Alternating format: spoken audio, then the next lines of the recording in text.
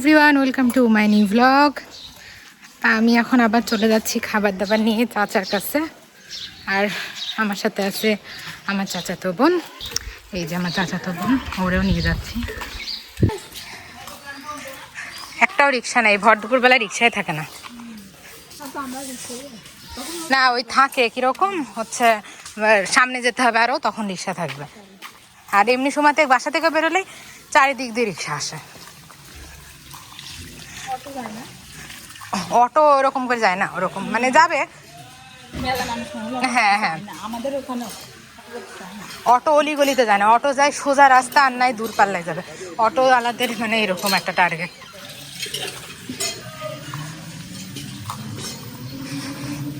তো একদিনও কোচিংয়ে যাসনি তাহলে? না গেছি ও, তো রোজ কি আসা যাওয়া করতি নাকি? সেও তো ঝামেলা কম না। ঝামেলাতে সকাল 8:30টায় ধরেন গেলে 3টা বাজে যায়, 2:30 কিন্তু বাসায় এসে গোসল করে খাটলে 4টা, পুরো দিনইতে প্রায় সেটা তো এনার্জি থাকে না, এনার্জি না থাকলে পড়বো কি করে, এটা হলো মেন কথা। আর অটো না পড়লে যে আসে না, আমি বাসে আসতে পারি তখন তো আরো ইম্পর্টেন্ট। হ্যাঁ দেখি ভরার জন্য বসে থাকতে যাবে, হসপিটাল যাব।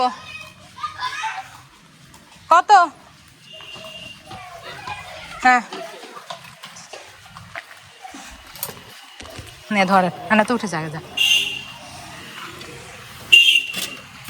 তাহলে এবার কাত করলে পড়ে যাবে। ধর, উঠে নিয়ে গে।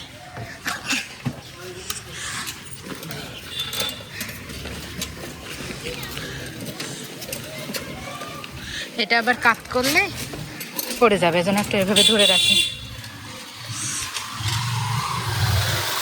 হচ্ছে আলমডাঙ্গাতে বেশিরভাগ ভ্যান, অটো, পাখি ভ্যান। হ্যাঁ, আমার মনে হয় যে আমি একবার মনে হয় চড়ছিলাম তোদের ওই আলমডাঙ্গাতে, আর বেশিরভাগ ভ্যানেই চড়া হয়েছে, ওখানে খুব একটা রিক্সা নেই।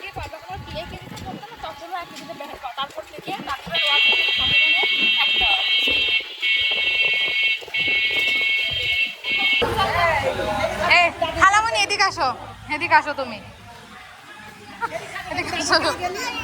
এই ললিপপ নেওয়ার জন্য তুমি কাঁদছিলা?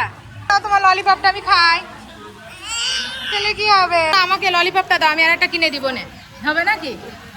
দিবা না? দাও না, আমাকে একটা দাও, দাও, আমি একটু চেটে দিই, তাহলেই তো হলো। আমি চেটে দিলে কিন্তু মজা হয়ে যাবে খেতে।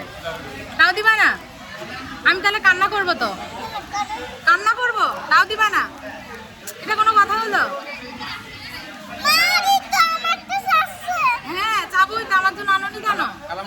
তো চাচার আজকে রিলিজ দিয়ে দিয়েছে, এখন হাইস ভাড়া করে চাচাকে নিয়ে যাওয়া হচ্ছে। মোটামুটি এখন আলহামদুলিল্লাহ সুস্থ আছে। প্রচণ্ড রোদ, পুরো ঘেমে একদম হেঁটাকার।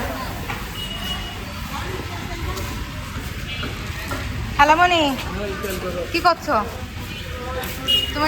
এটা খেয়ে যাচ্ছ, চেটে চেটে তো ওটা গলে গেল, এই যে গলে গেল, দেখছো? ফ্রিজে রেখে আবার শক্ত করতে হবে। এই এখানে আয়, ছায়ায় দাঁড়া, এখান থেকে দেখ, দাঁড়া দাঁড়ায়।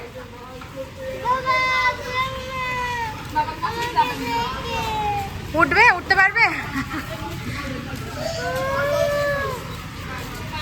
মূল কথা আমাদের সাথে কোনো পুরুষ মানুষ নাই, একজন পুরুষ মানুষ, একজন পুরুষকে উঠানো কষ্ট।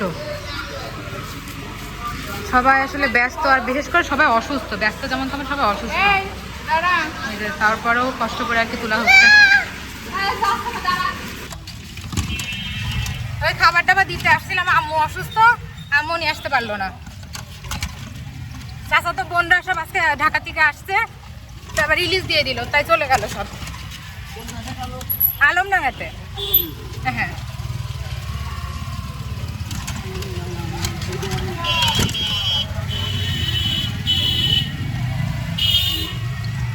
তো এই যে এখনো পর্যন্ত গোসল করিনি, খাইনি, কিছু করিনি। তো বাসায় যাই তারপরে। সো গাইজ এতক্ষণ পর্যন্ত আমি পিসিতে ছিলাম, এই যে জাস্ট ছিলাম। এখন এই যে পিসি বন্ধ করে আমি আম্মুর কাছে যাচ্ছি। ও মা, লাইট কেন বন্ধ হয় না? ডিম লাইট কোনটা পাইছি, ডিম লাইট বন্ধ করছি। দেখি আম্মু কি করতেছে। ও মা, বুঝছে যে আম্মু কি করতেছে, সেলাই করতেছে, তাও চোখ মুখ ঢাকা একদম ঢেকে। এসি চলছিল মনে হয়, না, তো না। রুম হচ্ছে ঠান্ডা। এ কি করছো? কাজ না থাকলে কাঁথা সেলাই বলে না, কাজ না থাকলে কাঁথা সেলাই। এই জিনিসটা বানাইছে যার কাছ থেকে, তাকে দিলেই বেশ সুন্দর করে কিন্তু করে দেয়। না তার সহ্য হলো না, সে এখন আবার নিজে বসে বসে পরিপাটি করছে সুন্দর করে জাস্ট এটা ডিজাইন করতেছে। এটা কি বানাবা? পাপোশ। কি পাপোশ? পামোসার? ও আচ্ছা, পামোসার পাপোশ বানাবে। ওই যে রাত্রেবেলায় দেখা যাচ্ছে যে বিছানার পাশে রাখা, পা হাত পা মুছে ওঠা, এগুলা হচ্ছে এই এরকম। ও হ্যাঁ, হাত তো না, সরি গাইস, হাত না মানে পা। হাত তো আর এসব মোটা জিনিস দিয়ে মোছা যায় না। দেখা যায় অজু করার পর বা ঘুমানোর আগে পা ধুতে হয় বারবার। তো ওই দেখা যাচ্ছে যে হ্যাঁ, আম্মুর পায়ে কিন্তু বেশি গরম লাগে, তো আম্মু বেশি বেশি করে পা ধোয়। তো ওই দেখা যায় যে কেনা পাপড়গুলোতে পা মুছে হচ্ছে খুব একটা শান্তি লাগে না। তো এই জন্য ঘরের বাতিল যে কাপড়গুলো হয় ওগুলা দিয়েই আম্মু এরকম ছোটো ছোটো পাপোশ বানায় ঘরের জন্য। এগুলো বেশ টেকসইও হয়। হ্যাঁ, আমাদের কি করব, পুরাতন কাপড় বর্তমানে কেউই নিতে চায় না। তাই এইগুলো, এই জন্য আমরা পুরাতন কাপড় দিয়ে এরকমই আম্মু এসব জিনিস হাবি জাবি বানাই। কি হচ্ছে টিভিতে? এই অ্যাডভার্টাইজটা দেখতে দেখতে ঘৃণা ধরে গেছে।